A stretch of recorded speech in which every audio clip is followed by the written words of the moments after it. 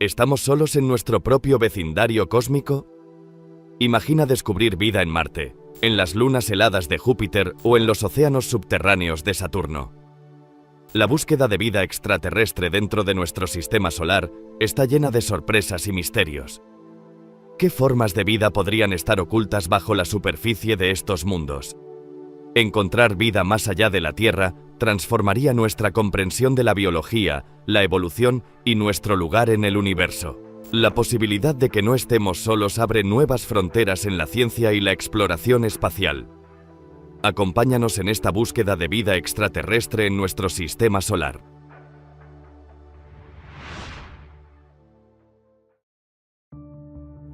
Están ahí fuera, ocultos en la inmensidad del espacio. Planetas tan extraños que ni siquiera la ciencia ficción pudo imaginar. Por primera vez en la historia, los científicos están descubriendo nuevos mundos más allá de nuestro sistema solar. Lugares donde el hielo es caliente y la lluvia está hecha de hierro. Son mundos inexplorados, distintos, impredecibles y, en algún lugar escondido entre esos misteriosos nuevos mundos, los científicos persiguen el más grande de todos los descubrimientos. Planetas como el nuestro, tierras extrasolares, mundos infinitos. La búsqueda de mundos extrasolares en el Centro Espacial Kennedy, Florida, el 6 de marzo de 2009, marca el inicio de una misión extraordinariamente ambiciosa. El cohete Delta II pasa las últimas comprobaciones de seguridad. El Observatorio Espacial Kepler busca planetas similares a la Tierra en una región formada por 100.000 estrellas. Este esfuerzo es la culminación de un viaje que comenzó hace más de una década con uno de los descubrimientos científicos más trascendentales de la historia.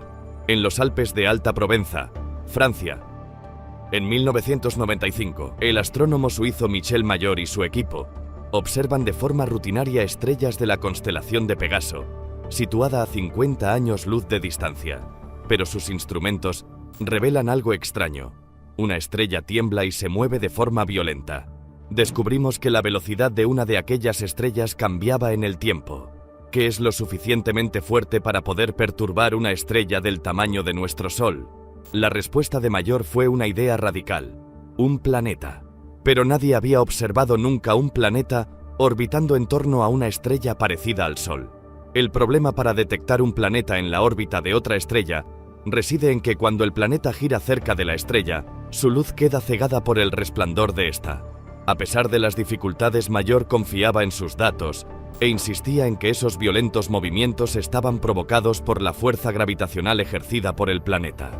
Estaba muy escéptico cuando leí las declaraciones de Michel Mayor.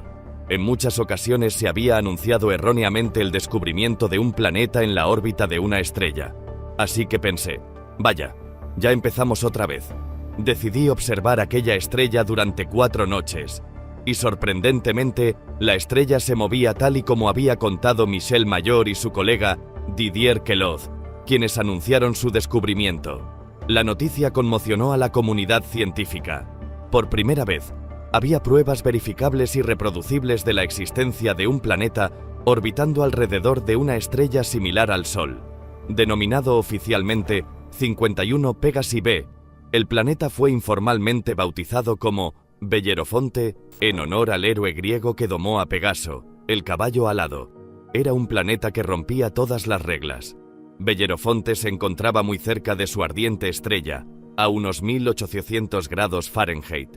Su masa era casi 150 veces la de la Tierra, y era un gigante gaseoso como Júpiter. Un gigante gaseoso es un planeta compuesto principalmente de hidrógeno y helio. Solo las capas exteriores son gaseosas, pero en su interior, las enormes presiones comprimen el hidrógeno y el helio, creando un ambiente completamente diferente a cualquier objeto de nuestro sistema solar. Se trataba de un tipo de planeta completamente nuevo, lo que los científicos denominan un Júpiter caliente. Es igual que cuando vas a Hawái y ves la lava. Así es un Júpiter caliente, muy, muy caliente. La Tierra se encuentra a 150 millones de kilómetros del Sol, la distancia idónea. Esos Júpiter calientes están unas 100 veces más cerca, y por lo tanto, la cantidad de luz solar que reciben es 10.000 veces mayor. Esto representa a una estrella, y esto a un Júpiter caliente. Un Júpiter caliente está a una distancia de 3 a 4 diámetros estelares de la estrella, es decir, 1, 2, 3, Así de cerca estaría un Júpiter caliente de su estrella. Los Júpiter calientes están sometidos a la fuerza de marea de la estrella, de manera que muestran siempre la misma cara a su estrella, igual que la Luna y la Tierra. En una cara siempre es de día y en la otra siempre es de noche. Si cayera en un Júpiter caliente, me gustaría que fuera en la cara de atrás y que hasta allí llegara algo del calor del lado situado de cara a la estrella. La variación térmica hace que la atmósfera de Bellerofonte sea extremadamente ventosa. El aire calentado por la estrella asciende y el aire más frío desciende para reemplazarlo, igual que sucede en la Tierra. El viento ruge a miles de kilómetros por hora con una fuerza superior a la que nosotros podríamos soportar. Las altas temperaturas impiden que exista vapor de agua, pero eso no significa necesariamente que nunca llueva. La temperatura es demasiado elevada para que puedan formarse nubes, incluso para que aparezca el agua, pero en su lugar podría formarse nubes de hierro. El vapor de hierro se forma a temperaturas mucho más elevadas que el vapor de agua. Por eso las cosas pueden complicarse un poco. Más te vale llevar un paraguas muy resistente. El hierro caerá sobre el paraguas cubriéndolo con rapidez hasta que su peso lo rompa. En lo más alto, cortinas de colores danzan en el firmamento. Las partículas cargadas de electricidad procedentes de la vecina estrella hacen que las auroras sean más intensas que la aurora boreal terrestre. Y hay algo más singular aún en este mundo recién descubierto. Bellerofonte completa su órbita alrededor de su Sol en solo 4.2 abrasadores días. Ningún planeta que se precie da la vuelta a su estrella en 4.2 días. Ningún planeta de nuestro sistema solar tarda tan poco tiempo. Para los científicos, esta órbita minúscula representa un reto para la idea comúnmente aceptada sobre el origen de los planetas. Que el planeta completara su órbita cada 4 días suponía un enigma, hasta que un día, en mitad de la noche, pensé, eso demuestra que esos planetas migran hacia el interior, no permanecen inmóviles allá donde están. La clave del enigma se encuentra en la manera en la que se forman los planetas. Los planetas son un subproducto de la formación de las estrellas. Cuando una estrella nace, se origina un disco de polvo y pequeños asteroides. Gran parte de lo que sabemos procede del telescopio espacial Hubble y de su exploración de la nebulosa del Águila. Este cúmulo estelar, salpicado de discos de polvo y gas, está colapsando. En el centro del disco se ha formado una enorme concentración de gas y polvo. Las temperaturas alcanzan los abrasadores 18 millones de grados y se libera tanta energía como en la fusión nuclear que alimenta nuestro Sol. Ha nacido una estrella. La radiación de las estrellas origina un viento solar que dispersa el polvo. Parte de ese polvo sobrevive y permanece en la órbita de la recién nacida estrella. A lo largo de millones de años, el polvo se compacta formando nódulos que se convierten en asteroides que, a su vez, se transforman en planetas. Esos planetas migran a través del disco hasta encontrar una órbita estable. Es por esa razón por lo que Bellerofonte se encuentra tan cerca de su estrella madre. Pero hay un mundo recientemente descubierto que encontró una órbita estable en un lugar en el que un planeta nunca debería estar. En 2001, el telescopio espacial Hubble se dirige hacia una estrella oscura de la constelación de Pegaso, a 150 años luz de distancia de la Tierra, la misma región en la que 6 años antes se descubrió Bellerofonte. El Hubble persigue otro Júpiter caliente descubierto por el astrónomo Jeff, pero este es diferente a Bellerofonte. Seguro que habéis oído hablar del planeta HD 2019-458p. Es un nombre horrible para un lugar horrible. HD 2019-458b fue bautizado Osiris, el dios egipcio de la muerte, por sus descubridores. La masa de Osiris es 200 veces mayor que la masa terrestre. Este planeta ha migrado peligrosamente cerca de su Sol, a tan solo 6,5 millones de kilómetros de su abrasadora superficie. Osiris arde en un infierno planetario. La temperatura media diaria en Osiris supera los 2000 grados. Nada de calentamiento global. Esto es el achicharramiento global que hace que Osiris pierda 550.000 toneladas de aire por segundo. Hay un escape de gas, un flujo constante de hidrógeno y helio que está formando una nube inmensa alrededor del planeta. Su atmósfera se desangra en el espacio. Los científicos conjeturan que detrás del planeta se oculta una descomunal estela en forma de espiral de gas. Osiris representa una oportunidad sin precedentes para los astrónomos. Gracias al Hubble, pueden analizar la atmósfera hinchada de este planeta extrasolar. Por primera vez, podemos conocer la composición de la atmósfera de un planeta extrasolar.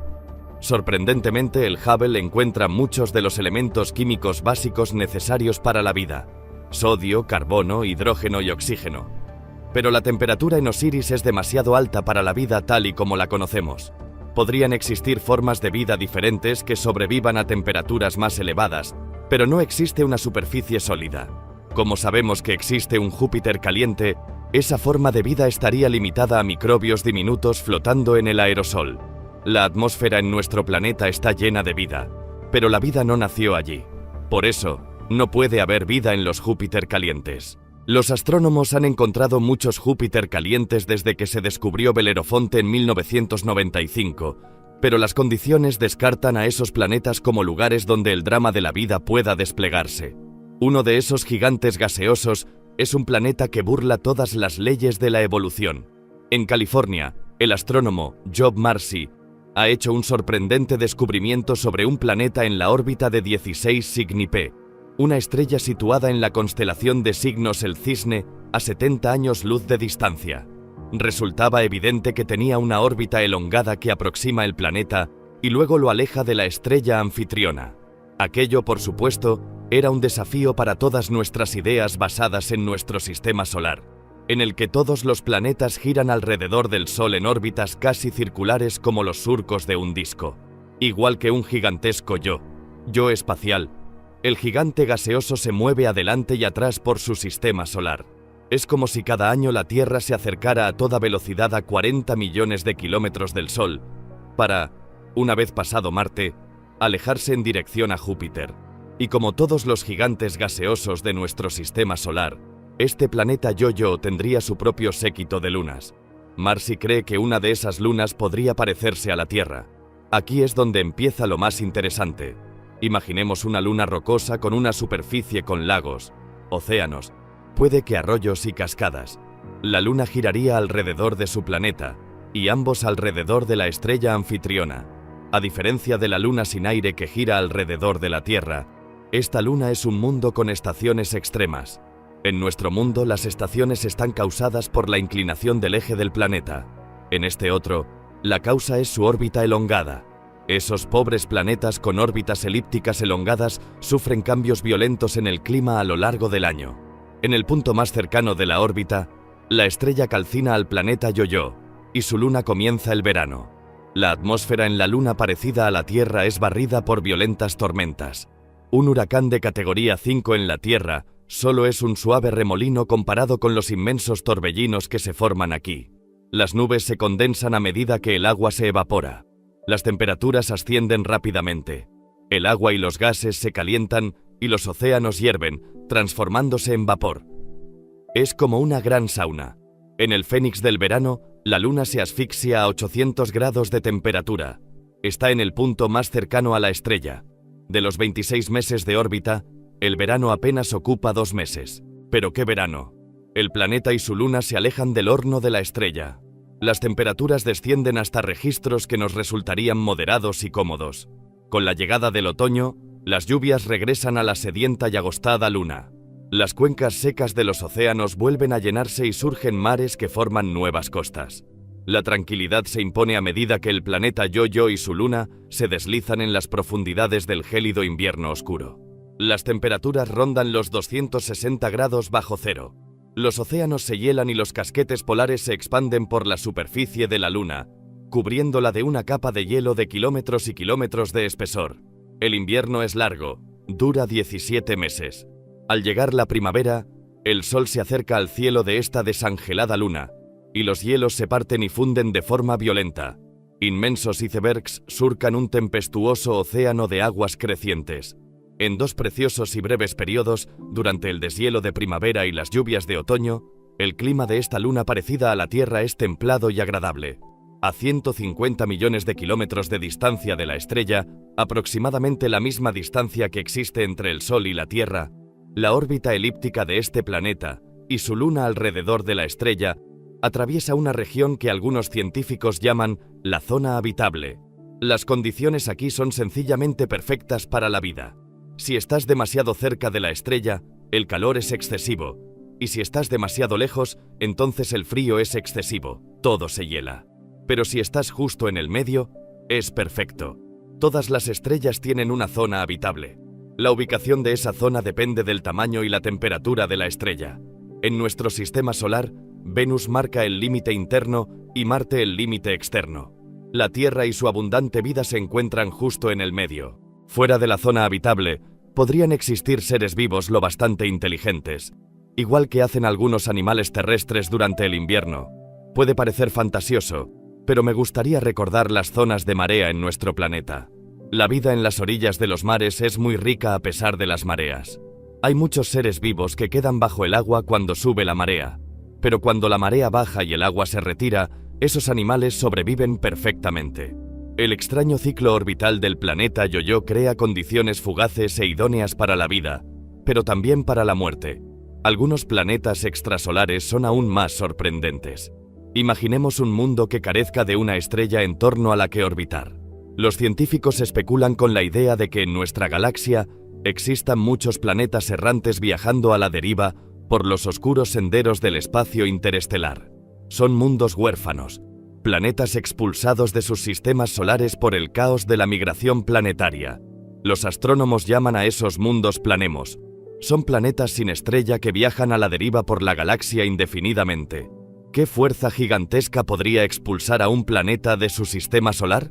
Cuando se forma una estrella joven con un contingente de planetas a su alrededor, muchos de esos planetas interactúan gravitacionalmente, acelerándose de forma que uno de ellos es eyectado del sistema planetario, expulsado de la isla por así decirlo. Si tuvieras la mala fortuna de vivir en un planeta expulsado por una colisión o por una cuasi colisión con otro gran objeto, es probable que salieras rápidamente de la zona habitable. En nuestra galaxia, la Vía Láctea, existen cientos de miles de millones de planetas vagabundos sin una estrella materna que los caliente. Frío, oscuro, silencioso.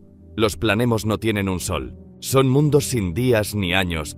Viven vigilantes en una noche eterna. Los planemos son vagabundos solitarios, los centinelas de las galaxias. Solo porque viaje a la deriva en el espacio no significa que un planemo esté muerto. Esto podría haber vida perfectamente. Un planemo pequeño y rocoso, sin atmósfera, hibernaría en el frío extremo, más frío que el día más gélido de nuestro polo sur. Pero un planemo, lo bastante grande como para retener la atmósfera, conservará el calor generado cuando el planeta se formó. Es el efecto invernadero perfecto. El calor y la energía emanan del núcleo fundido en las profundidades del solitario planeta. Si el planemo fuera un gigante gaseoso como Júpiter, podría tener un sistema de lunas. La fuerza gravitacional entre un planemo y sus lunas produce fricción, por lo que la luna conservaría el calor en su interior. Esas lunas podrían albergar vida igual que Io, la luna de Júpiter que tiene volcanes y mucha energía térmica generada por la interacción con Júpiter y sus otras lunas. Si algo vive aquí, solo serán células simples, como las bacterias comunes de nuestro planeta, no formas de vida complejas. Sin un sol que posibilite la fotosíntesis, estos diminutos organismos extraerían su energía de las sustancias químicas de la superficie del planeta o de su luna. En la Tierra se encuentran condiciones similares.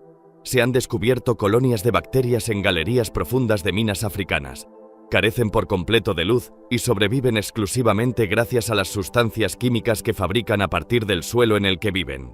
Su metabolismo es extremadamente lento y se reproducen solo una vez cada 1000 años.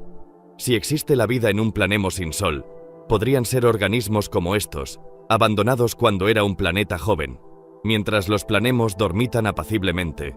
Un mundo ha sido sacudido por caóticos cambios desde el principio de los tiempos. En 2003, los astrónomos confirman la existencia de una auténtica reliquia de los orígenes del mundo en la constelación de Escorpio.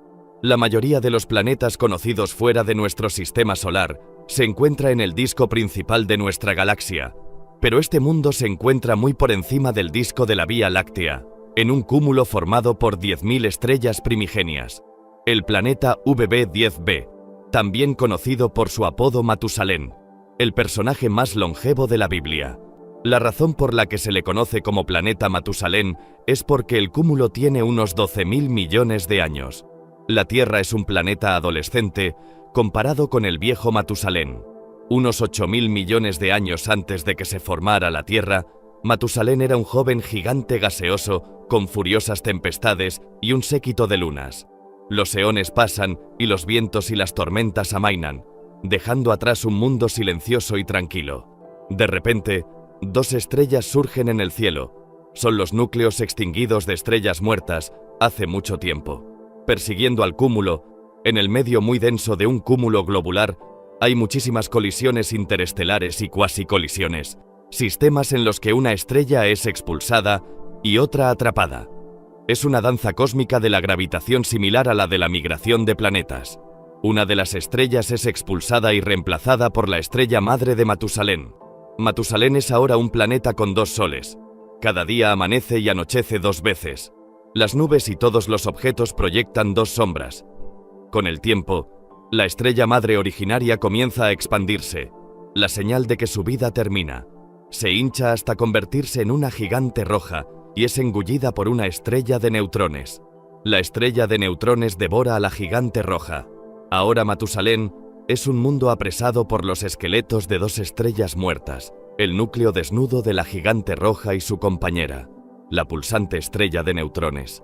Matusalén es un superviviente, pero por extraño que haya sido el pasado de Matusalén, nada es comparable a la extraña anomalía de un púlsar situado a 980 años luz de la Tierra, en la constelación de Virgo. En la distancia, un púlsar es como una luz intermitente, pero de cerca, los púlsares bombardean su entorno con su radiación letal.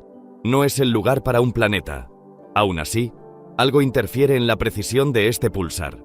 Una posible explicación es que la anomalía esté causada por un planeta. Pero la mayoría de los astrónomos ven con escepticismo que puedan existir planetas en la órbita de un púlsar. La razón por la que eso supone un problema es que los púlsares se forman en una explosión inmensa. Cuando explota una estrella gigante roja, la gigantesca bola de fuego llamada supernova libera tanta energía en un minuto como la que genera nuestro Sol en toda su vida.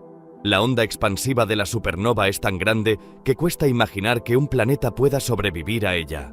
Cuando el polvo cósmico se disipa, lo único que queda es el núcleo aplastado de la gigante roja, pulsando en el corazón de un campo de escombros en expansión. La materia lanzada en la colosal explosión es atraída de vuelta al púlsar, formando un disco del caos. Emerge un nuevo mundo, nacido del fuego y de la destrucción. Un zombi planetario surgido del cadáver de lo que antaño fue una estrella gigante roja. Es asombroso que puedan formarse planetas en un planeta situado en la órbita de un púlsar. Tendrías la sensación de estar en una discoteca con una luz estroboscópica muy intensa. La radiación emitida por este monstruo estelar disocia las moléculas orgánicas necesarias para la vida. El púlsar tiene campos magnéticos muy potentes que son arrastrados en la rotación de la estrella, atrapando todo lo que encuentran a su paso. Electrones, protones, lanzándolos al exterior a gran velocidad con más fuerza que el viento solar. No puedo imaginar siquiera que exista la posibilidad de que la vida más simple, la microbiana, pueda surgir y prosperar en un planeta cercano a un púlsar.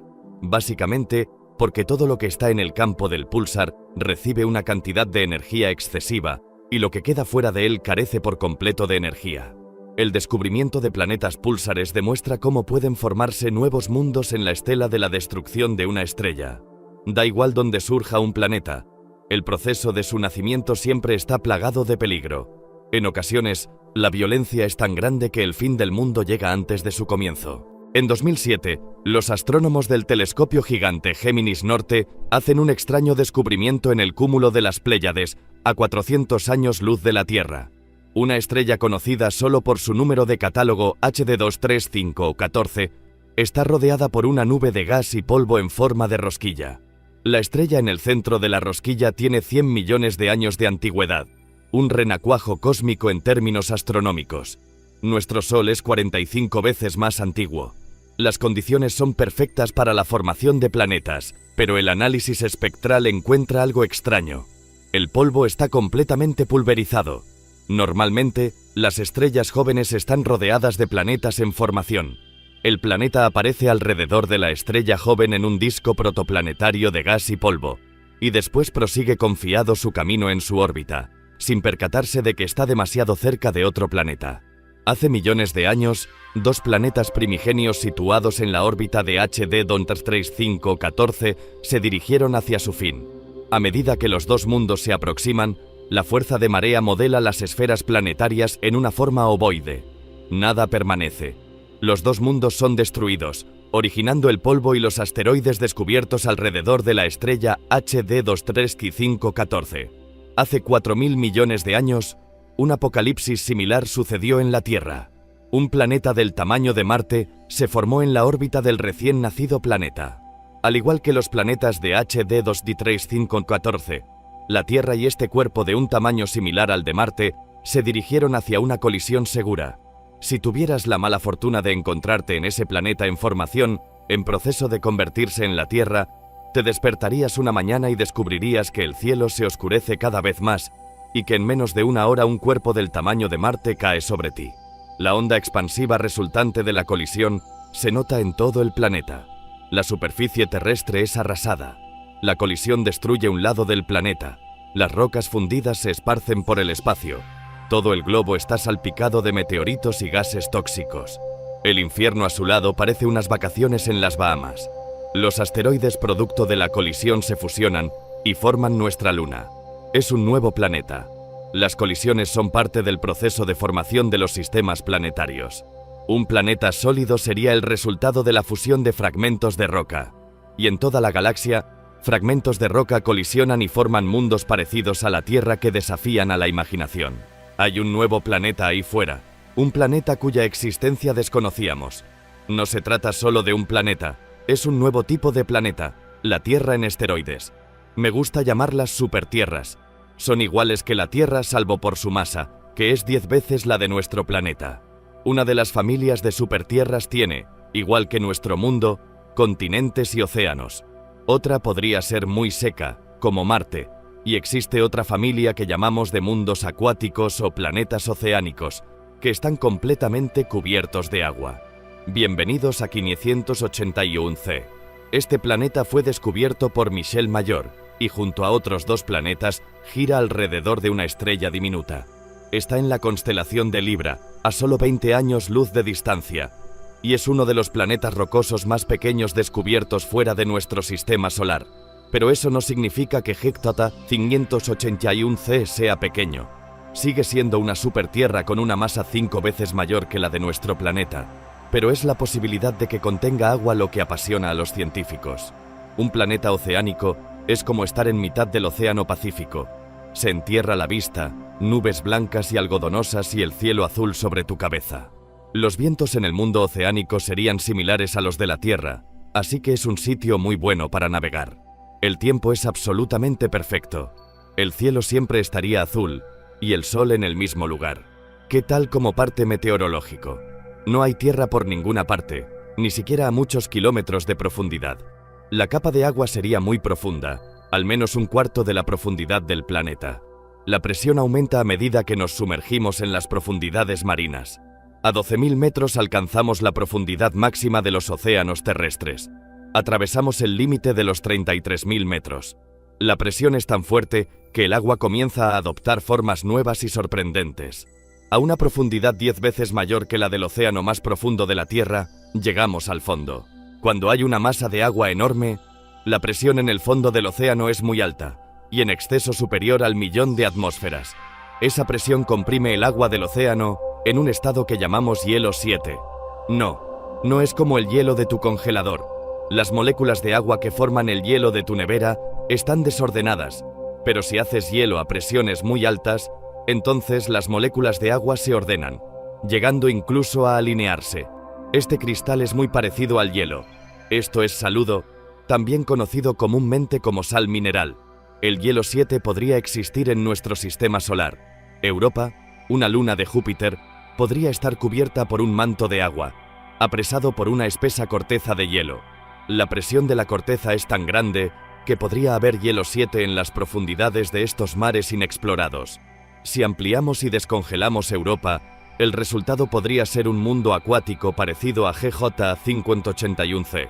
Se puede pensar que haya surgido vida en un mundo acuático. Después de todo, el agua es esencial para la vida en la Tierra. En nuestro planeta, En todas partes donde hay agua, hay vida. Es imposible encontrar una gota estéril de agua en la Tierra, a menos que tú mismo la pongas. En ese mundo acuático podría haber bacterias o algún tipo de vida oceánica. Pero no todas las supertierras son mundos acuáticos en los que la vida prolifera. Bueno, cuando hablamos de supertierras, nos referimos fundamentalmente a dos tipos, rocosas con agua y cubiertas de agua en un océano interminable. Pero a las dos anteriores debemos añadir una tercera y poco frecuente familia de supertierras. Los planetas muy similares a lo que llamamos planetas de carbono. Un planeta de carbono no se parece a nada de lo que hayamos podido ver antes. Es un lugar con una química diferente, pero repleto de tesoros muy terrenales. En nuestra galaxia hay planetas desolados, pobres e inhóspitos, pero la ciencia sigue la pista a un nuevo tipo de planeta, un mundo lleno de tesoros. En nuestro sistema solar, en nuestro Sol y en todas las estrellas cercanas, hay siempre más oxígeno que carbono. Pero si imaginamos un lugar en el universo con más carbono que oxígeno, la formación del planeta será muy diferente. El análisis espectral demuestra que el carbono es más abundante a 26.000 años luz del centro de nuestra galaxia. Los planetas formados allí podrían ser muy ricos en carbono. El cielo matutino en un planeta de carbono sería cualquier cosa menos azul cristalino. Imagina una bruma amarilla con nubes negras de hollín. Conforme entramos y descendemos en la atmósfera, hay lagos llenos de compuestos como el metano o la gasolina. Imagino pozos burbujeantes y fétidos de un líquido oscuro, como un pozo de petróleo, con poca o sin agua. En la atmósfera, el aire está formado de compuestos de carbono, butano, pentano, benceno, compuestos de carbono que se separan al refinar la gasolina. Un día puede llover benceno y al día siguiente, algo diferente. Por muy extraños que puedan parecer los planetas de carbono, a muchos les resultaría familiar la calidad de su aire. El aire en un planeta rico en benceno se parecería al de Los Ángeles, con muchas partículas en suspensión producto de las emisiones de los coches, a las que lamentablemente estamos tan acostumbrados. A pesar de la polución, los planetas de carbono podrían tener un lado positivo y brillante. Podría haber diamantes, porque el planeta contiene grandes cantidades de carbono, y el carbono puro sometido a altas presiones se transforma en diamante. Los secretos de planetas exóticos como este aguardan su descubrimiento en toda la galaxia. Pero los astrónomos no estarán satisfechos hasta que encuentren el Santo Grial, un planeta como el nuestro donde la vida sea posible, la próxima Tierra. La gente siempre me pregunta si pienso que encontraremos un planeta igual que la Tierra, y yo contesto, por supuesto. Es muy probable que todas las estrellas tengan planetas de un tamaño parecido al de la Tierra. Todas las estrellas tienen planetas, o sobreplanetas, de una masa similar a la de la Tierra. Si hay 200.000 millones de estrellas en la galaxia, podría haber 400.000 millones de tierras. 400.000 millones de tierras. El Observatorio Espacial Kepler ha sido el primer instrumento capaz de encontrar uno de esos planetas. Observa las 100.000 estrellas de la constelación del Cisne en el cielo nocturno, tomando una foto tras otra, minuto a minuto. El objetivo de Kepler es sencillo: buscar estrellas que se oscurecen. Entre esas 100.000, cuando una estrella se oscurece fugazmente, significa que un planeta ha pasado por delante, bloqueando su luz en parte. El tiempo que la estrella se oscurece y la cantidad de luz bloqueada dirá a los científicos el tamaño del planeta y la distancia a la que se encuentra de su Sol. Un buen símil es buscar la motita en la luz que vemos de un faro cuando una polilla pequeña lo cruza. Igualmente, el planeta es apenas un pequeño punto cuando pasa. Es una técnica muy útil porque nos permite descubrir planetas más pequeños que la Tierra en las órbitas de estrellas similares al Sol. Es una técnica que ha cambiado el curso de la ciencia. Creemos que podemos encontrar un planeta habitable en los próximos años. Los científicos calculan que la misión Kepler encontrará un mínimo de 50 tierras extrasolares. Una de las grandes preguntas a las que se enfrenta hoy en día cualquiera que busque vida fuera de la Tierra es: ¿y si no reconocemos la vida aunque la descubramos? Las condiciones en una Tierra extrasolar podrían hacer que la vida evolucione de forma diferente. Mi esperanza es que veamos algún signo, algo que nos haga erizar el cabello. Sea cual sea ese signo, será el primer capítulo de la mayor historia científica jamás contada. Cuando muere una estrella, su polvo fino y su gas se esparcen por el espacio. Esos pedazos de estrellas se vuelven a unir luego y forman nuevas estrellas. En el proceso de muerte y renacimiento de una estrella se crean muchos materiales nuevos. Nuestro planeta se creó a partir de materiales de ese tipo. En la actualidad, la Tierra está rebosante de vida. Nuestros cuerpos y todas las formas de vida llevan la huella de una historia estelar inimaginablemente amplia. El oro, el símbolo de la riqueza y el poder, su brillo imperecedero lleva siglos cautivándonos. Quien pudiera crear oro se haría inmensamente rico. Soñando con la riqueza, los alquimistas probaron incontables mezclas, creyendo que podrían sintetizar el oro y encontrar la piedra filosofal. En el siglo XVII, un alquimista nacido en Bohemia alcanzó rango de noble en la corte espolvoreando un producto especial sobre el estaño, creando lo que parecían medallones de oro puro. 200 años más tarde, los análisis revelaron su ingenioso engaño. Los alquimistas jamás consiguieron crear oro. Nuestro mundo, bendecido por la naturaleza, está formado por ciertos materiales básicos. Dichos materiales se llaman elementos. Hay más de 90 elementos que van desde el más ligero, el hidrógeno, al más pesado, el uranio. El oro es uno de esos elementos. Todo lo que hay a nuestro alrededor es resultado de su combinación. Hay unos 25 elementos que se consideran esenciales para la vida. Los alquimistas fallaron en todos sus intentos de crear elementos de forma artificial. Ni siquiera la tecnología moderna puede crear oro. Para crear un elemento hace falta una energía asombrosa. En los laboratorios nacionales de Sandia, en Nuevo México, se encuentra el Centro de Investigación de Fusión, conocido como Máquina Z. Este artefacto gigante, de más de 30 metros de ancho, es capaz de producir temperaturas y presiones asombrosas. Una energía equivalente a 50 billones de vatios se concentra en el espacio de la cabeza de un alfiler, generando una temperatura de muchos millones de grados. En este entorno de temperatura ultra alta, los científicos intentan fusionar núcleos de hidrógeno, lo que libera a su vez una enorme cantidad de energía y crea un elemento nuevo, el helio. Al tener una carga eléctrica positiva en estado natural, los núcleos de hidrógeno se repelen. Obligarlos a que se unan y fusionen requiere una temperatura similar a la del núcleo del Sol. A esa temperatura, los núcleos de hidrógeno rebotan de un lado a otro a una velocidad enorme, chocando entre sí y fusionándose. Así se puede crear helio nuevo. Esta misma reacción ocurre en el Sol. Su superficie roja, llamas enormes, mientras los núcleos de hidrógeno se fusionan en su corazón ardiente. El helio es el único elemento nuevo que se crea en el Sol.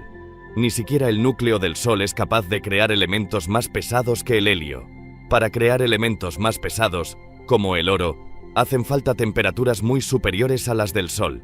¿Dónde y cómo se originó este oro que tanto atrae a la humanidad? Nuestra atención se dirige hacia la expansión del universo. Una pista estaba escondida en los 7 colores del arco iris. El primero en darse cuenta de ello fue el fabricante de lentes alemán Joseph von Fraunhofer. Fraunhofer dividió la luz en 7 colores, creando un arco iris en su laboratorio. Al mirar el arco iris con un microscopio, observó algo extraño entre los 7 colores. El dibujo de Fraunhofer se conserva en el Museo Deutsches. Este es el espectro de Fraunhofer. El dibujo condensa 10 años de observaciones. Dibujo meticulosamente líneas negras en las bandas de los 7 colores del arco iris. Hay en total 574 líneas. ¿Qué representan esas líneas? Fraunhofer dedicó su vida a una búsqueda incansable, pero fue incapaz de resolver el misterio. El misterio no se resolvió hasta medio siglo después del descubrimiento de Fraunhofer. Esas líneas negras indican la presencia de elementos. Un elemento, sodio, arde frente a una luz que, supongamos, es el Sol. Observamos luz procedente de esa fuente que ha pasado por la llama. Cuando un prisma divide la luz en sus 7 colores, aparece una línea negra entre el rojo y el amarillo. Dicha línea negra indica la presencia del elemento sodio. En el dibujo de Fraunhofer aparece una línea en la misma posición que en este experimento. Por eso sabemos que el Sol también contiene sodio. El resto de las líneas negras del dibujo indican que en el Sol hay otros elementos además del sodio. Por ejemplo, la línea marcada con una C es hidrógeno. La línea marcada con una E es hierro. De esta forma, es posible saber qué elementos existen en el Sol simplemente examinando la luz que llega hasta nosotros. Estos son los resultados de la observación solar usando la tecnología más moderna. Las líneas negras que dibujó Fraunhofer se representan ahora de forma gráfica. Los diferentes picos del gráfico indican la presencia de elementos individuales. Esta porción indica oro. El gráfico nos muestra la gran cantidad de elementos que existen en el Sol. El Sol contiene gran variedad de elementos, pero sabemos que el Sol solo crea un elemento, helio. Entonces, ¿por qué hay tantos elementos en el Sol? ¿Existían todos estos elementos al comienzo del universo? El Observatorio de las Campanas, situado a 2.400 metros de altitud en la cordillera de los Andes, en Chile, América del Sur. Debido a la sequedad y estabilidad del aire y a su distancia de la luz de las ciudades, este observatorio disfruta de los cielos nocturnos más bellos de la Tierra. Todas las noches, este telescopio de tecnología punta, cuyo espejo gigante es capaz de captar hasta la luz más débil, se enfoca hacia el cielo para resolver los misterios del universo. Para comprender cómo era el universo en sus comienzos, el investigador del Observatorio Carnegie, Andrew McWilliam, ha estado buscando estrellas mucho más antiguas que el Sol, estrellas que hayan nacido justo después de la creación del universo. Se dio cuenta de que si podía encontrar tales estrellas, podrían revelarnos detalles del comienzo del universo. A lo largo de 10 años, ha estudiado una a una varios millones de estrellas. Finalmente, McWilliam encontró las estrellas que estaba buscando. Una de esas estrellas, muy distante del centro de la Vía Láctea y no especialmente destacada, figura en el catálogo de estrellas como CS 2289205 y 2. Al estudiar su edad, descubrieron que tenía unos 15.000 millones de años. Una estrella extremadamente vieja formada en los inicios del universo. El método utilizado para medir las edades se basa en los elementos radiactivos torio y uranio. El periodo de semidesintegración del uranio es de 4.500 millones de años y el del torio 14.500 millones de años. De esa forma, podemos establecer las edades de estas estrellas. Hemos descubierto que son muy viejas, entre 12.000 y 15.000 millones de años. Cuando se examinó con detalle la luz procedente de estas estrellas, apareció un detalle extraño. Estos gráficos muestran que los elementos que contienen estas estrellas son solo hidrógeno y helio. Como contraste, el gráfico de nuestro Sol muestra que en él están presentes gran variedad de elementos. Vemos que, al contrario de lo que ocurre hoy, al poco tiempo de formarse el universo, hace 15.000 millones de años no había casi más elementos que el hidrógeno y el helio. La estrella vieja está formada predominantemente por hidrógeno y helio, con una milésima parte del metal que contiene el Sol. Eso significa que en la época en que se formó la estrella en la galaxia, había una milésima parte del metal que se encuentra en el Sol. Aquí vemos una representación espectacular de cómo ha evolucionado el contenido en metal de la galaxia desde hace 15.000 millones de años hasta hace 4.500 millones de años. Esto significa que en las estrellas viejas, en las primeras galaxias, no había muchos metales.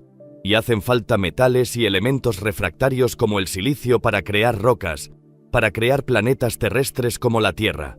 Al principio, la probabilidad de que se formaran planetas como la Tierra era mucho más baja que hace 4.500 millones de años, cuando se formó el Sol. No siempre ha habido tantos elementos presentes en el universo.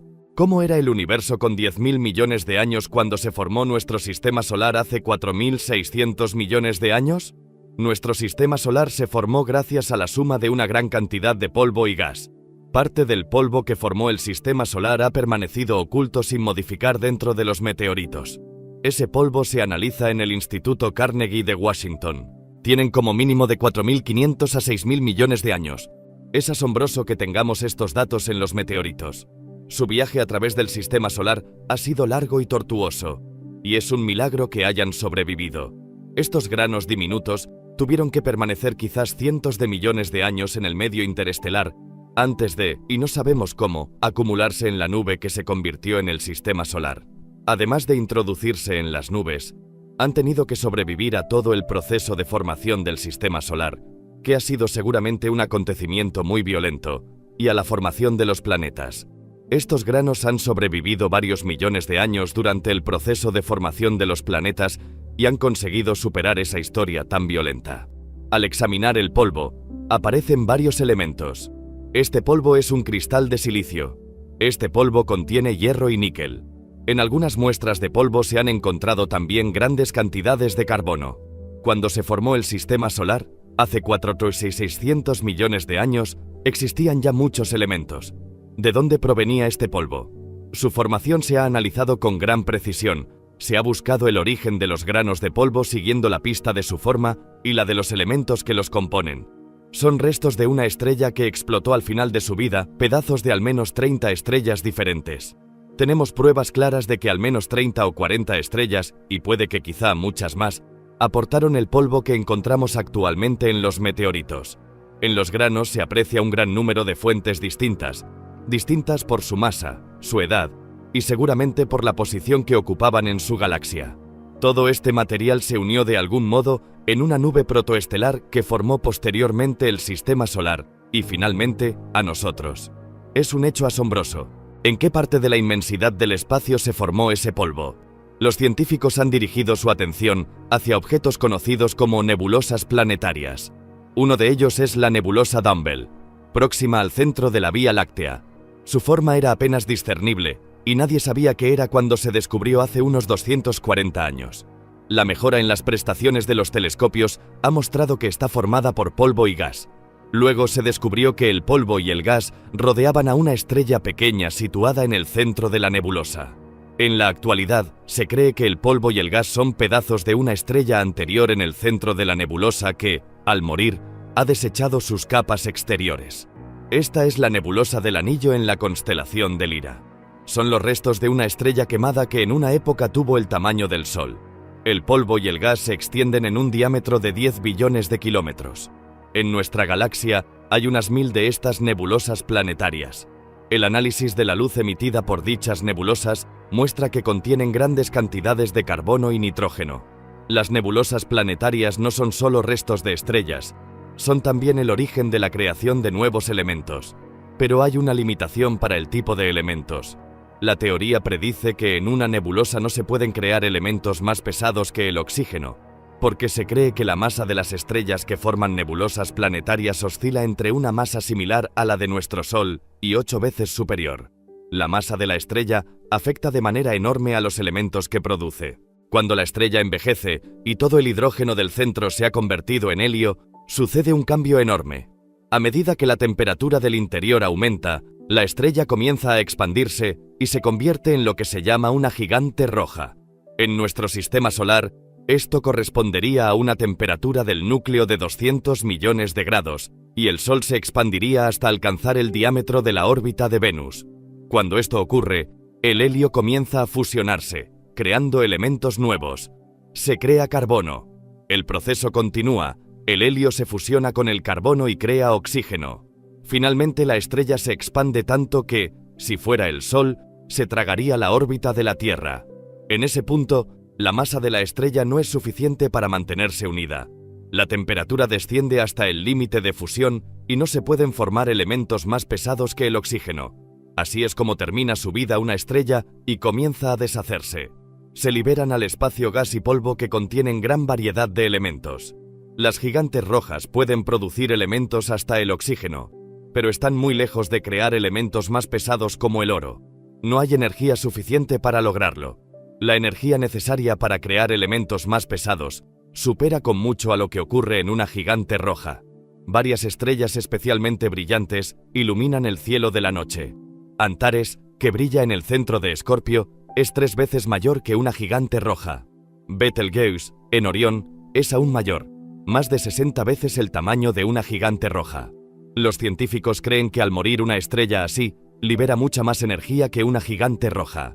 Cambridge, Massachusetts, Estados Unidos. Esta es la sala de control del último telescopio de alta resolución de la NASA. El telescopio no está en la Tierra, sino flotando en el espacio. El Observatorio de Rayos X Chandra comenzó a hacer observaciones en el año 1999. Situado a 100.000 kilómetros de la Tierra y sin que le perturbe la atmósfera, el Chandra usa los rayos X para observar objetos que hasta ahora no podían ser percibidos. Los telescopios de rayos X se utilizan para observar objetos cósmicos de gran energía, como estrellas que explotan. Esta foto muestra el centro de una galaxia determinada usando un telescopio normal.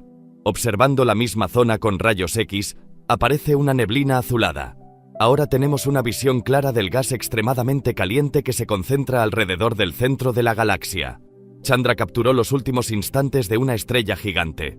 La constelación de Casiopea es conocida por su forma de W. Aquí encontramos Casiopea A, lo que queda de una explosión descomunal de una estrella de gran masa. Las estrellas de gran masa terminan su vida con una explosión. La observación con rayos X muestra que se ha propagado gas caliente por una zona amplia. La temperatura de 50 millones de grados de este material nos habla de una explosión realmente increíble. Vimos cosas que correspondían a un patrón de comportamiento muy claro. Fue un momento muy emocionante cuando nos dimos cuenta de lo que nos estaban revelando los datos de Chandra. Dentro de esta imagen vemos grupos enormes de elementos muy diferentes. El punto verde nos indica que predomina el silicio y sus derivados. En los puntos rojos de aquí parece que predomina el hierro. Esto era nuevo, no lo habíamos visto antes. Apuntaba con mucha claridad a que se trataba de un material nuevo que acababa de ser creado por esta supernova. Silicio, hierro, calcio. Grupos del tamaño de nuestro sistema solar formados por cada elemento flotan en los restos de una estrella muerta. Se han creado enormes cantidades de elementos demasiado pesados para ser generados por las gigantes rojas. Los detalles del mecanismo que produce estos elementos han quedado mucho más claros recientemente. Hace 1 millón de años aproximadamente, la estrella precursora de Casiopea A estaba al final de su vida. La temperatura del centro de la estrella se disparó de repente. La fusión nuclear continuó sin detenerse en el oxígeno como en la gigante roja. Cuando la temperatura superó los 700 millones de grados, se formaron neón y magnesio. A 3.000 millones de grados, silicio, azufre, argón y calcio. Luego, a 5.000 millones de grados, se creó hierro. Una estrella que en principio contenía solo hidrógeno y helio, a temperaturas increíblemente altas, crea elementos de la tabla periódica que llegan hasta el hierro. A continuación, hubo una explosión auténticamente enorme. Con la energía de esa explosión, se crearon en rápida sucesión 60 elementos más pesados que el hierro. Los elementos recién creados forman polvo y gas y viajan por el espacio a una velocidad enorme, de varios miles de kilómetros por segundo. Ya existen los 90 elementos que forman el mundo. Resulta sorprendente que todos los elementos de la Tierra que nos interesan, absolutamente todos, como por ejemplo el hierro, el silicio para los microchips, el oxígeno que respiramos, todo se produzca en las estrellas y luego se haya lanzado al espacio interestelar. Todos los materiales pasan por un increíble proceso desde su creación hasta que aparecen en nuestro planeta. Sinceramente, lo encuentro asombroso. Realmente no deja de sorprenderme. Las explosiones determinan la creación de todos los elementos que forman el mundo. Han creado incluso el oro que tanto nos fascina. Pero sigue habiendo un misterio acerca del oro. Se cree que la explosión de estrellas como Casiopea A crea solo una cantidad diminuta de oro. Parece difícil que todo el oro del universo provenga solo de las explosiones. Algunos científicos creen que quizá haya zonas en el universo donde la energía supera con mucho a la de las estrellas que explotan. El astrofísico Stefan Roswag cree que se necesita una energía mucho mayor a la de las explosiones de una estrella para crear todo el oro que existe. ¿En qué lugar del universo sucede? La gente se pregunta cuándo pudo suceder esto. Entre los escenarios que se proponen están las supernovas, pero para que acontezca una explosión semejante hacen falta condiciones muy especiales de temperatura y densidad, las cuales es muy difícil que coincidan. Roswag se ha interesado en el tipo especial de estrella que queda después de explotar una estrella masiva. Esta es la nebulosa del Cangrejo en la constelación de Tauro. Es el remanente estelar de una estrella que explotó hace unos 950 años. Se ha expandido hasta alcanzar 10 veces el tamaño de nuestro sistema solar y resplandece con un color brillante. En el centro del remanente es visible un punto blanco. Una explosión enorme provocó que el corazón de la estrella se comprimiera, creando una estrella especial conocida como estrella de neutrones. Estas estrellas tienen un diámetro muy pequeño, de unos 10 kilómetros, pero están hechas de una materia tan densa que una sola cucharada podría pesar 1.000 millones de toneladas. Roswag se pregunta si la colisión de dos estrellas de neutrones podría liberar una cantidad inimaginable de energía capaz de crear oro. Ha utilizado un superordenador para simular un suceso así. Mientras giran una alrededor de la otra, dos estrellas de neutrones se aproximan lentamente. Cuando están a 100 kilómetros de distancia, el equilibrio gravitacional se rompe y comienza la colisión. La temperatura en el centro de la colisión es de 1 billón de grados. Está en el ámbito de las temperaturas más elevadas del universo. La materia que había formado las estrellas de neutrones se suelta formando un torbellino enorme que gira en el espacio. El oro se forma en los brazos de este torbellino.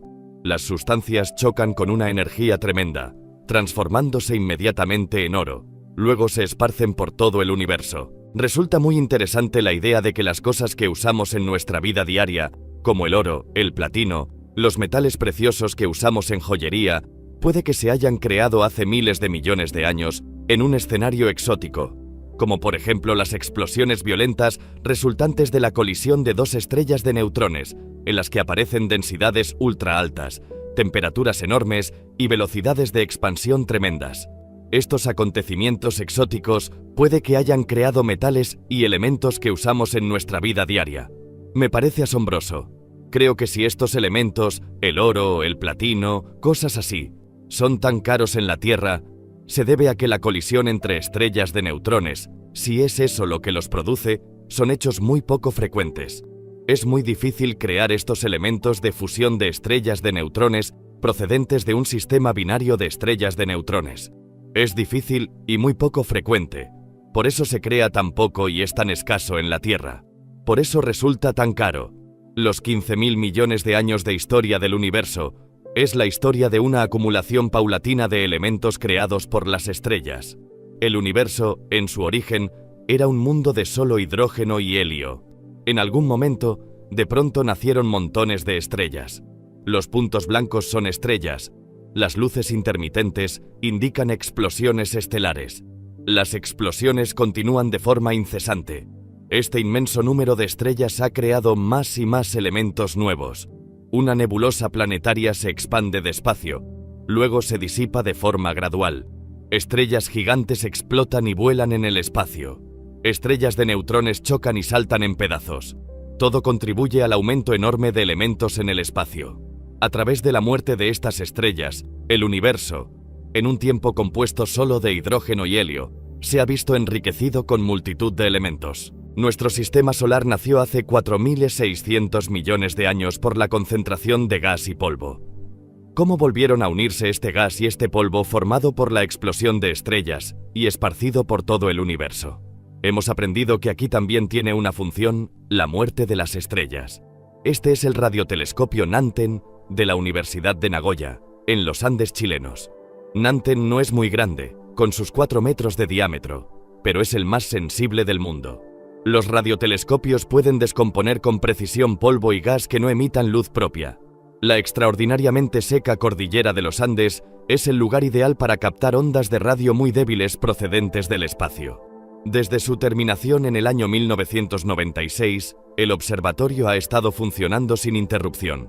Nanten está investigando el mecanismo por el que el polvo y el gas se congregan en la Vía Láctea. Aquí se analizan la gran cantidad de datos acumulados por Nanten. Esta es la Vía Láctea tal como se ve desde el hemisferio sur. Veamos lo que ocurre cuando se superpone la imagen observada por Nanten. Lo que aparecía simplemente como oscuridad en mitad de la Vía Láctea está lleno de polvo y gas cuando se observa con un radiotelescopio. La concentración de polvo y gas es muy alta en las zonas rojas de la imagen. El profesor Yoshiaki Sofue es el jefe del equipo de observación. El profesor Fukui ha estado observando cómo se distribuye el polvo y el gas en la Vía Láctea.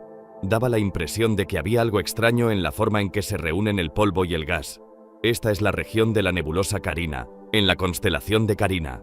Utilizando datos de las observaciones, hemos confeccionado un mapa en 3 dimensiones del polvo. Las áreas de concentración de gas y polvo se corresponden a una superficie esférica, como la cáscara de un huevo. ¿Por qué se colocan de esta manera? El profesor Fukui opina que se debe a la explosión de estrellas. Imaginemos una explosión extraordinariamente potente propagándose a gran velocidad por la Vía Láctea. Pero la Vía Láctea tiene todo tipo de gases ligeros, gases que existían antes de la explosión. La explosión comprime el gas ligero, lo comprime miles o decenas de miles de veces, hasta convertirlo en un gas enormemente denso. Al principio, el polvo y el gas se propagaban por el espacio con poca densidad. Luego, explota una estrella. Cuando se produce la explosión, su energía crea una onda de choque de enorme potencia. La onda de choque comprime el polvo y el gas que hay flotando en el espacio. A medida que explotan estrellas, se van formando de manera gradual zonas de polvo y gas de mayor densidad. Las explosiones estelares sirven para reunir este gas enrarecido en grupos más apretados. El profesor Fukui cree que la nebulosa Carina es uno de esos grupos. Observando la nebulosa Carina, los astrónomos han descubierto que es la región de formación de estrellas más activa de la Vía Láctea. Las explosiones de estrellas, además de crear elementos, hacen que esos elementos se reúnan para que se pueda formar una nueva estrella. Tenemos aquí 200 o 300 estrellas, cada una con una masa 10 veces superior a la del Sol, que se han formado de pronto, simultáneamente. Es algo que estamos empezando a ver. Así que, aunque una estrella muere, es su muerte lo que comprime el gas y concentra los materiales. Eso lleva a la formación de la siguiente generación de estrellas en un breve periodo de tiempo. En sus 5 años de existencia, el observatorio Nanten ha descubierto muchas decenas de carcasas dejadas por estrellas al explotar. Estas carcasas tienen un papel muy importante en el nacimiento de nuevas estrellas. Nuestro sistema solar puede que naciera de una de esas carcasas. Nuestro sistema solar se comenzó a formar hace 4.600 millones de años a partir de enormes cantidades de polvo y gas. Pedazos de materia procedentes de incontables estrellas extinguidas viajaron por la inmensidad del espacio y se reunieron aquí. Finalmente, se formaron la Tierra y el Sol. Los elementos de los que estamos hechos nosotros y toda la vida se crearon en el calor abrasador de estrellas al morir. Este material ha llegado hasta nosotros desde millones de estrellas a lo largo de un tiempo y una distancia inimaginables.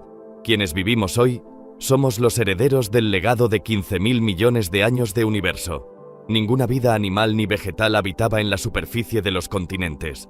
La tierra firme no era más que un inmenso desierto. El océano, por el contrario, rebosaba vida. En aquel entonces, nuestros antepasados eran una especie de peces primitivos, pero muy pronto tendrían que abandonar este medio en el que la vida había aparecido por primera vez. Los movimientos permanentes de la corteza terrestre iban a obligarles. Los continentes derivaban y la placa oceánica se elevaba a sacudidas. Los peces tuvieron que adaptarse. El movimiento de las masas continentales les impulsó a abandonar su hábitat ancestral. Pero esta terrible prueba fue justamente el origen de un salto evolutivo formidable. Las plantas habían invadido la Tierra mucho antes que los animales. Ahora les tocaba a ellos descubrir nuevos horizontes. Nuestros ancestros desarrollaron entonces pulmones, luego pies y manos. La conquista de la Tierra podía comenzar. Así era nuestro planeta hace 450 millones de años, antes de que la vida se aventurara fuera del agua. En aquel tiempo, en la zona del Ecuador, 3 continentes de reducido tamaño rodeaban a un océano. Y fue precisamente aquí donde se preparó el gran desembarco de la vida hacia tierra firme. Este océano recibe el nombre de Iapetus. Sus aguas luminosas y poco profundas eran un auténtico paraíso para la vida. Formas de vida muy diversas evolucionaban entre los inmensos arrecifes coralinos de este Edén acuático. En ese momento de nuestra historia, nuestros ancestros pertenecían a una especie llamada Arandaspis. Son los peces más antiguos conocidos dotados de vértebras. Vivían hace 450 millones de años. Estos torpes nadadores de unos 20 centímetros de largo no poseían aletas. El Arandaspis debía de ser bastante pacífico. Se alimentaba de microbios que absorbía del fondo. Pero esta vida paradisíaca no iba a durar mucho tiempo para los peces. Los problemas se avecinaban. ¿Qué tipo de problemas? Los trilobites, una de las especies más extendidas de este periodo, nos permiten adivinar de qué naturaleza eran.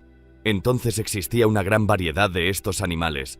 Algunos se arrastraban por el fondo, otros nadaban libremente en el océano. Pero a partir de un determinado momento, todos comenzaron a mostrar signos de cambio. El profesor Richard Fortey, del Museo de Historia Natural de Londres, habla de una auténtica convulsión en la morfología de los trilobites. En sus orígenes eran básicamente planos, pero de repente empezaron a desarrollar formas muy diversas. El Dicranurus, por ejemplo, apareció hace 400 millones de años. Las espinas que cubren su cuerpo le dan un aspecto extraño. ¿Qué pudo originar un cambio tan profundo en los trilobites? Podemos asegurar casi con certeza que se trata de una reacción defensiva ante una mayor presión ejercida por los distintos predadores. En otras palabras, la vida se había puesto un poco más difícil para los trilobites, y una de sus respuestas fue mejorar su caparazón protector. ¿Por qué la vida se había vuelto más difícil en el océano primordial? Según el profesor Fortey, se debió principalmente a la disminución de las aguas poco profundas que habían proporcionado un hábitat ideal a numerosas especies. Estamos en Stockside, al oeste de Inglaterra. Hace 440 millones de años, estas tierras se encontraban exactamente en el Ecuador. Una parte del océano Iapetus las cubría. En esta cantera caliza, existen numerosas pruebas de la antigua presencia de un rico ecosistema oceánico. Fíjese en esto, es extraordinario. Es una cadena de corales tromatoporidos. La presencia de estos corales fosilizados sugiere una gran abundancia de vida. Su tamaño indica que se estuvieron desarrollando aquí durante varios siglos.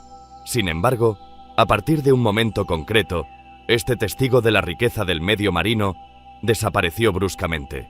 No quedó ni rastro de este mar idílico. Pero esta vez, ni el impacto de un asteroide, ni los avatares de la vida fueron la causa de tal conmoción. El cambio vino del interior del planeta. En las profundidades de la Tierra, la temperatura puede alcanzar varios miles de grados. Este calor extremo provoca un lento movimiento de convección del manto terrestre. Dicho movimiento empuja a las masas continentales a una deriva sin fin sobre la superficie del planeta. Precisamente esa deriva de los continentes fue la que hizo desaparecer el océano.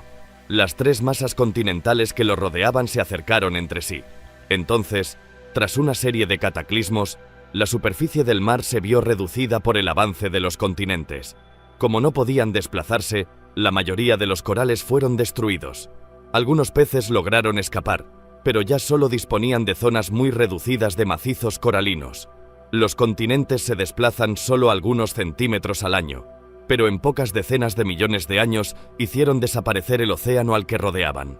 El fondo marino, antes tapizado de corales, fue brutalmente levantado e integrado en las tierras emergidas. Hace 400 millones de años, el océano Iapetus había dejado de existir. Las tres masas continentales se juntaron en un solo continente. Solo su contorno albergaba todavía los mares coralinos que constituían el hábitat privilegiado de trilobites y de peces. Una disminución del espacio vital implica necesariamente una mayor competitividad. La ley de la jungla reinó a partir de entonces en los mares coralinos periféricos. Para el profesor Fortey, eso es lo que explica la transformación de los trilobites. En el Museo de Historia Natural de París se pueden ver fósiles de las especies que dominaban aquel universo de aguas poco profundas. El profesor Daniel es un experto conocedor de los dueños y señores incontestables de aquel medio. Estos son placodermos, peces dotados de una poderosa mandíbula. El particular esqueleto del placodermo no se encuentra en ningún otro pez. La parte anterior de su cuerpo estaba protegida por verdaderas placas de armadura ósea, y en la boca, en lugar de dientes, dos huesos planos funcionaban como una cizalla. Provistos de estas armas, los placodermos se adaptaron a todos los ecosistemas de aguas poco profundas, hasta convertirse en los amos de los mares. El Dunkleosteus es uno de los placodermos que alcanzaron tamaños extraordinarios. Algunos especímenes llegaban a medir hasta 6 metros de largo. Frente a tales monstruos, nuestros antepasados estaban totalmente ensombrecidos. Vivían bajo el dominio absoluto de los placodermos, mucho mejor adaptados a toda clase de ecosistemas. Representaban entre el 75% y el 80% de los vertebrados que se podían encontrar en los depósitos devónicos. Nuestros antepasados se veían ensombrecidos por estos placodermos que les impedían desarrollarse. No tenían más remedio que evolucionar para sobrevivir. 60 millones de años más tarde, el Pacífico Arandaspis se había convertido en un pez llamado Eustenopteron. Dotado de aletas, era un eficaz nadador, pero no era una baza suficiente para dominar la competencia que reinaba entonces. En estas aguas, donde los peces gigantes eran los reyes, el Eustenopteron debía superar otra etapa. Una etapa tan importante que iba a permitirle abandonar el océano donde la competencia era tan feroz. Pero, ¿hacia qué horizonte se encaminó el Eustenopteron? Este mapa puede ayudarnos a responder a la pregunta. Muestra la posición actual de los sitios donde han sido descubiertos fósiles de Eustenopteron y de sus descendientes. Si retrocedemos en el tiempo para ver dónde se encontraban estos lugares hace 400 millones de años, se puede constatar que formaban parte de una misma masa continental. Todos proceden de una zona situada en el corazón de este vasto continente, nacido de la colisión de tres placas terrestres más pequeñas. Sin embargo, Justo después de esta gigantesca colisión, el continente resultante solo era un inmenso desierto. Es difícil imaginar dónde pudieron instalarse los peces. En un entorno tan hostil, ¿dónde lograron encontrar refugio nuestros antepasados? Un indicio nos lo proporciona la cadena montañosa a lo largo de la cual fueron encontrados todos los fósiles, ya que nos señala precisamente el lugar de la colisión de los continentes originales. Estamos en Sognefjord, Noruega.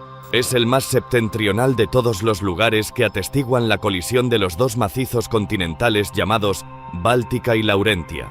Los espectaculares paisajes de este fiordo están en parte formados por estratos muy antiguos que revelan la violencia extraordinaria del choque continental. Esta curvatura visible en los estratos es un pliegue. Nos muestra cómo se comporta la superficie de la Tierra cuando chocan dos continentes. Las rocas más sólidas se doblan como un malvavisco bajo la enorme presión ejercida durante largos periodos de tiempo. Los plegamientos de los estratos pueden observarse en varios lugares del mundo donde los continentes chocaron entre sí. Es el caso de Iapetus en Escocia. Hace 430 millones de años, este lugar formaba parte del océano Iapetus. La parte meridional de la zona de colisión se encuentra hoy en el este de Estados Unidos. Estamos en Mount Monadnock, uno de los picos más escalados del hemisferio norte. Cerca de la cima, a la que están a punto de llegar los excursionistas, se ven claramente las huellas de los pliegues en la roca. El estrato plegado se extiende a lo largo de varios miles de kilómetros, desde Noruega hasta Estados Unidos. La fuerza colosal que provocó estos pliegues modificó igualmente el medio ambiente terrestre. Hace 400 millones de años, después de la desaparición del océano Iapetus, la deriva de los continentes continuó. En cada punto de contacto, la Tierra empujada por uno y otro lado se fue elevando progresivamente. Durante 40 millones de años, la presión continuó, dando lugar a una inmensa cadena montañosa llamada Cadena Caledoniana. Los científicos creen que era tan alta como el Himalaya actual, con numerosos picos por encima de los 8.000 metros. Fósiles de Eustenopteron y de otras especies animales fueron hallados amontonados a los pies de la cadena caledoniana. ¿Por qué precisamente en este lugar? Cuando apareció esta inmensa cadena, se convirtió en un nuevo obstáculo que impidió el paso de las nubes, y torrentes de agua se precipitaron por sus laderas.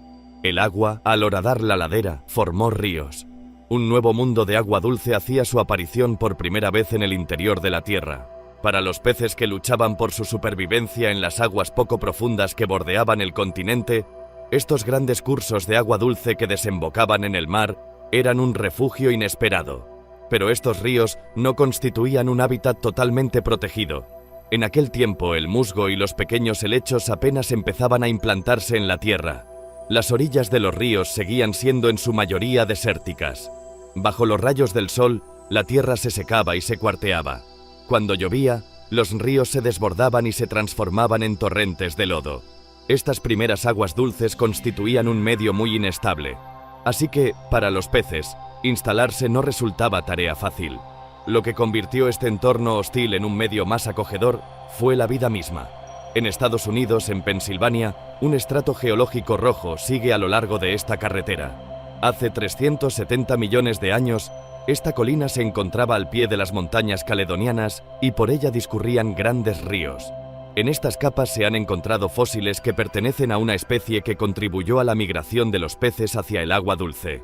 Estos fósiles son de una planta llamada Archaeopteris.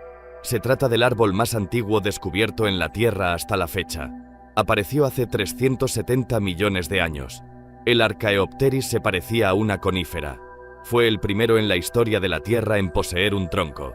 Sus raíces se desarrollaban en profundidad sobre un largo perímetro y lo anclaban sólidamente a la tierra.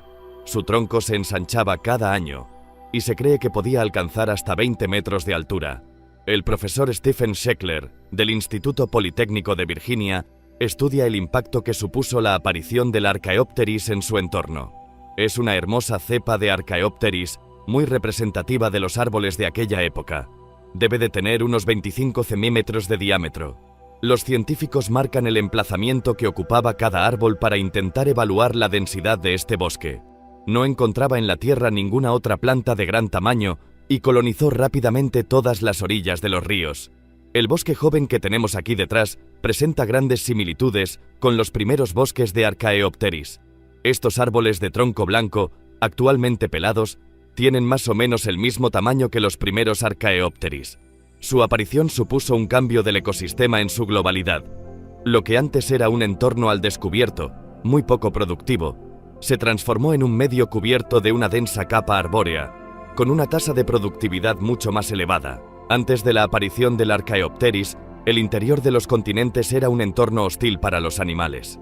Pero a partir de entonces, las tierras áridas se cubrieron con los primeros bosques de la Tierra.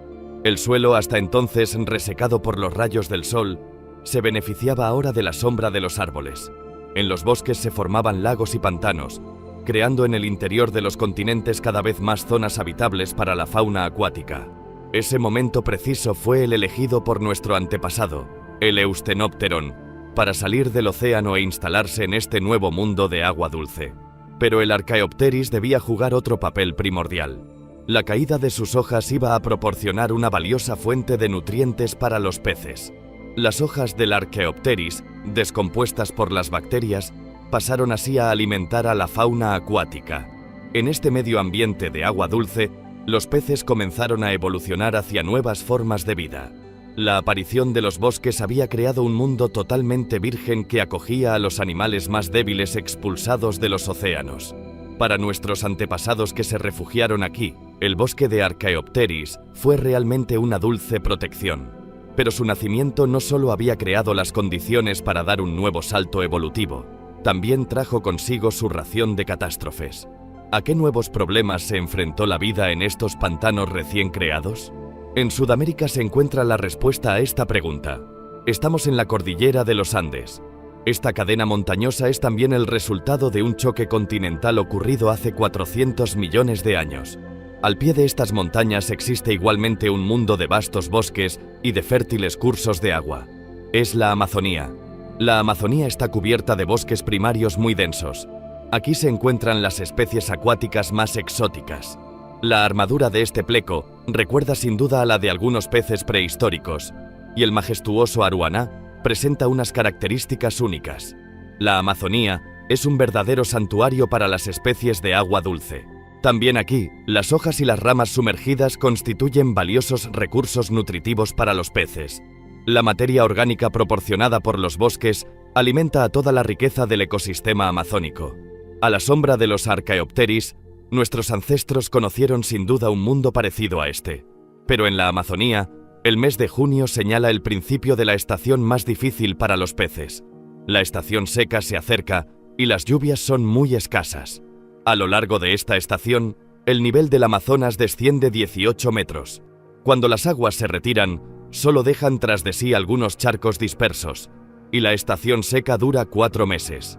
Estos peces vienen a respirar a la superficie, porque las concentraciones de oxígeno en el agua son insuficientes. Cuando hay menos agua, y las temperaturas son más elevadas, la cantidad de oxígeno disuelto en el agua disminuye. Hace 370 millones de años, este fenómeno de estaciones secas afectaba igualmente a los santuarios de agua dulce.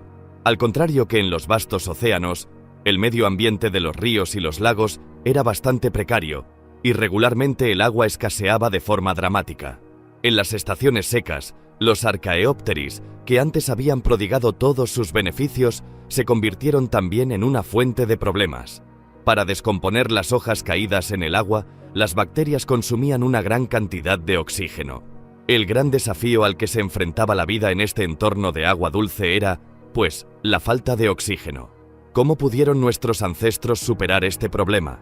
Nuevamente, la respuesta la encontramos en la Amazonía. Aquí vive una especie capaz de acostumbrarse a las estaciones secas más terribles.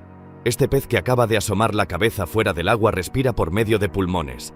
Es un digno pariente de nuestros ancestros. Este tipo de pez no se preocupa por el nivel de oxígeno del agua, pero si no sube a la superficie para respirar en el exterior, se ahoga.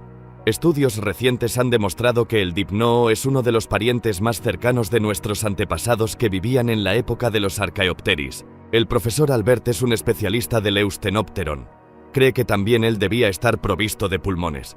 Vivieron en los pantanos de agua dulce al mismo tiempo que los primeros tetrápodos. Se han hallado fósiles de ambas especies en los mismos estratos, de modo que cuando observamos a los dipnos actuales y su sistema respiratorio, estamos viendo a un animal muy cercano a los primeros tetrápodos. Los pulmones aparecieron para permitir a estos animales respirar incluso en aguas tropicales pobres en oxígeno. Los científicos han tratado de reconstruir las etapas de la aparición de los pulmones en los peces prehistóricos. En un primer momento, la parte superior del esófago se infló, transformándose en un esbozo de pulmón. Y cuando se produjo la migración de los peces del océano hacia el agua dulce, estos apéndices se desarrollaron especialmente. El interior de estos nuevos órganos estaba relleno de vasos sanguíneos para permitirles absorber más oxígeno. De modo que fue precisamente la exposición a los violentos cambios del hábitat de agua dulce y la variación en la concentración de oxígeno lo que obligó a los peces a desarrollar órganos respiratorios como los pulmones. Esta adaptación iba a facilitar el siguiente salto evolutivo.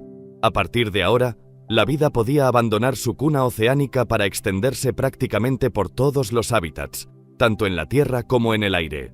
Pero las consecuencias de este acontecimiento se observan todavía en los animales que siguieron siendo acuáticos. La mayoría de los peces que existen actualmente son en realidad descendientes de los primeros dipnos que se establecieron en agua dulce. Sus vejigas natatorias no son sino una evolución de los pulmones primitivos. Casi todos los peces que permanecieron en el océano estaban destinados a desaparecer. El vacío dejado por esta desaparición fue enseguida ocupado por aquellos que habían escapado hacia el agua dulce y habían adquirido pulmones. Regresaron al océano, donde los problemas de rarefacción de oxígeno no existían. Sus pulmones cambiaron de función para convertirse en vejigas natatorias. Esta nueva ventaja les permitió un desplazamiento más rápido sin desgaste suplementario de energía. A los pies de la cadena caledoniana, en este nuevo mundo de bosques y de agua dulce, fue nuestra segunda cuna después del océano primordial. Nuestros ancestros estaban ahora equipados de pulmones y se habían adaptado a este nuevo medio. Para acceder a tierra firme, solo les quedaba desarrollar miembros. La profesora Jennifer Clack, de la Universidad de Cambridge, descubrió un fósil que nos ha permitido entender mejor cómo aparecieron nuestras manos. En 1987, mientras realizaba excavaciones en distintos lugares del mundo, descubrió en el este de Groenlandia un fósil en un estrato de 360 millones de años de antigüedad.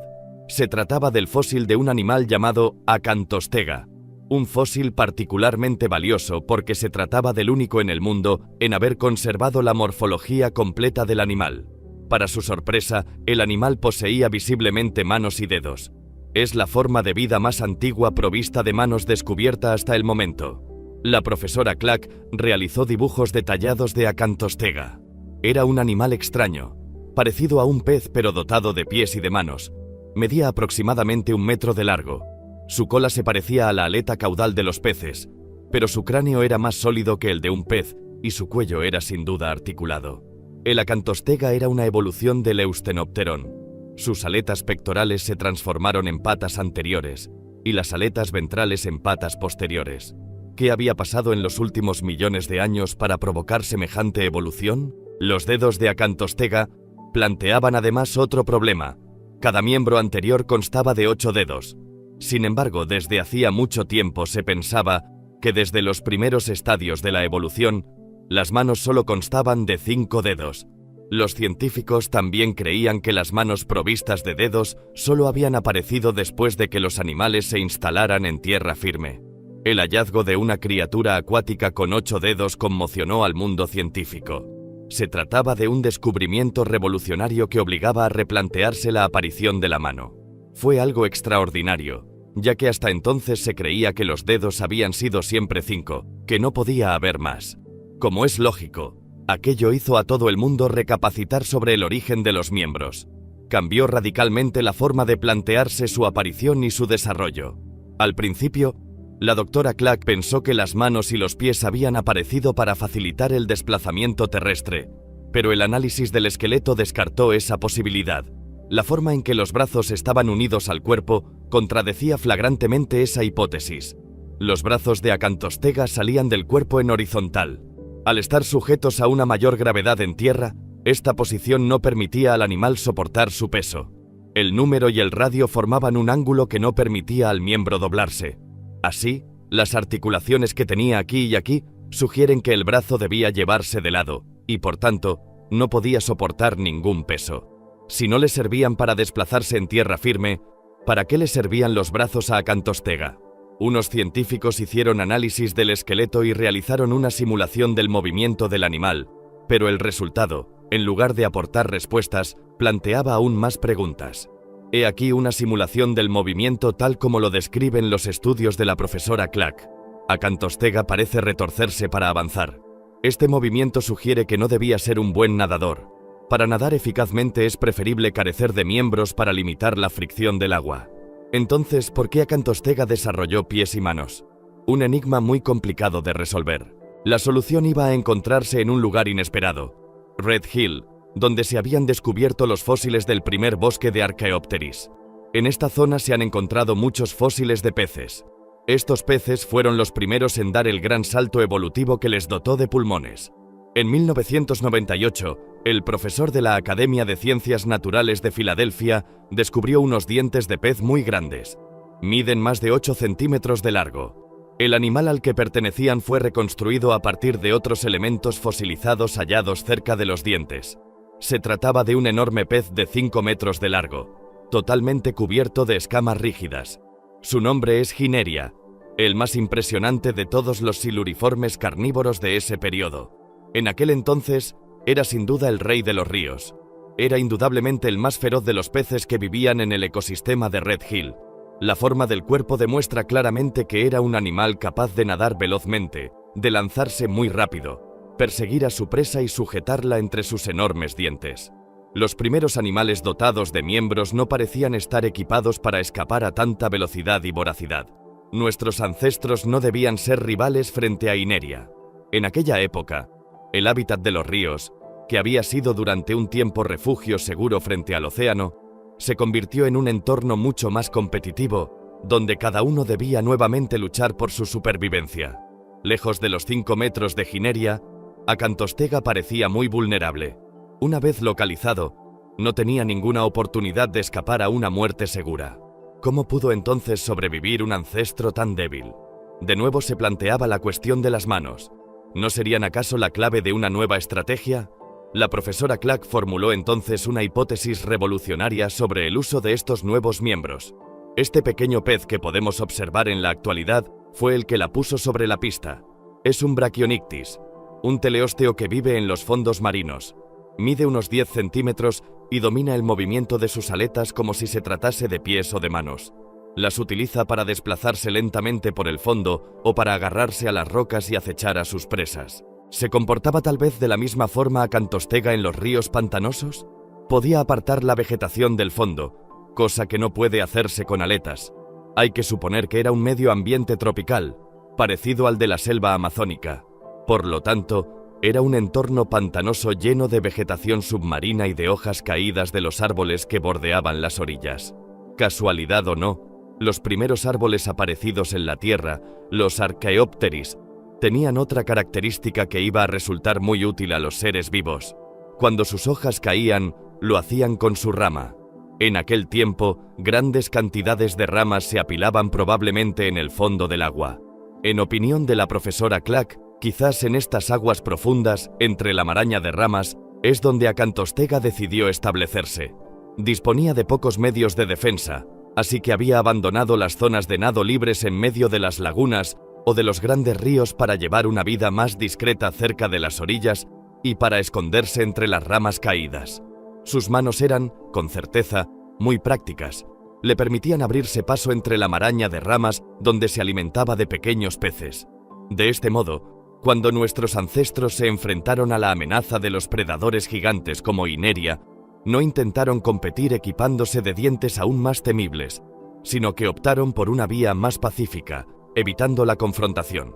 Esta opción iba a permitirles dar un increíble salto hacia adelante en la evolución. Gracias a las manos que le permitían abrirse paso entre los ramajes, Acantostega pudo vivir en las aguas poco profundas de los ríos, al abrigo de los peces más grandes. Una vez adquiridas estas actitudes intermedias, que ni están completamente adaptadas al elemento acuático ni a la vida en tierra firme, podemos imaginar que con el paso del tiempo se fue desarrollando progresivamente una verdadera adaptación a la vida terrestre. Acantostega era, en realidad, una especie débil que se encontró en un medio muy hostil. Permaneciendo en el agua, ciertamente no hubiese tenido descendencia. Pero a partir de un cierto momento, su mirada se dirigió hacia una nueva frontera y después de muchos millones de años consiguió franquearla. Nuestros ancestros estaban preparados para vivir en tierra firme. La isla de Valencia está situada en la costa oeste de Irlanda, pero antaño era uno de los pantanos que se extendían al pie de las montañas caledonianas. En 1992, gracias a unas excavaciones realizadas en estas costas, se descubrieron unas huellas dejadas por nuestros lejanos antepasados. 260 en total evocan claramente el paso de un animal que se apoyaba alternativamente sobre el pie derecho y luego sobre el izquierdo. Constituyen las huellas de pasos más antiguas encontradas en la Tierra. Se cree que el primer animal que recorrió esta tierra apareció hace 360 millones de años. Medía aproximadamente 1 metro de largo y recibió el nombre de pederpes. Era uno de los descendientes de Acantostega, un animal frágil que había logrado la hazaña de la conquista de la tierra firme. Para esta especie única, fue una verdadera proeza que daría lugar a todas las especies de vertebrados terrestres. Gracias a la deriva de la tierra firme, la vida se vio impulsada a explorar su superficie, y sobre esa tierra en movimiento fue donde se desarrolló el proceso evolutivo que condujo hasta nosotros. En tierra firme, la evolución conoció una aceleración espectacular. La superficie de los continentes contenía entornos mucho más variados que el fondo de los océanos. El horizonte evolutivo se amplió y apareció una gran abundancia de especies. Muy pronto, nuestros antepasados iban a conocer otra revolución ligada a los árboles. Fue hace 60 millones de años. Esta vez, los árboles fueron las angiospermas, árboles portadores de frutos. Hasta entonces, los mamíferos solo podían subir a los árboles sirviéndose de sus garras, pero para llegar hasta los frutos de las angiospermas, tuvieron que adquirir una nueva habilidad de la mano, la facultad de asir, cuando el pulgar cambió de posición para permitir a la mano coger. La era de los primates, nuestra familia, comenzó. Al dejar los bosques, los hombres desarrollarían aún más la habilidad de la mano para crear todo tipo de cosas. Las manos iban incluso a adquirir la posibilidad de expresar sentimientos y emociones. Nuestras manos son el resultado de la continua evolución de la vida. Son la herencia que nos legaron los antepasados que se refugiaron en los pantanos hace 400 millones de años. Llegados aquí, ¿acaso no has visto este otro documental sobre el espacio? Yo no me lo perdería,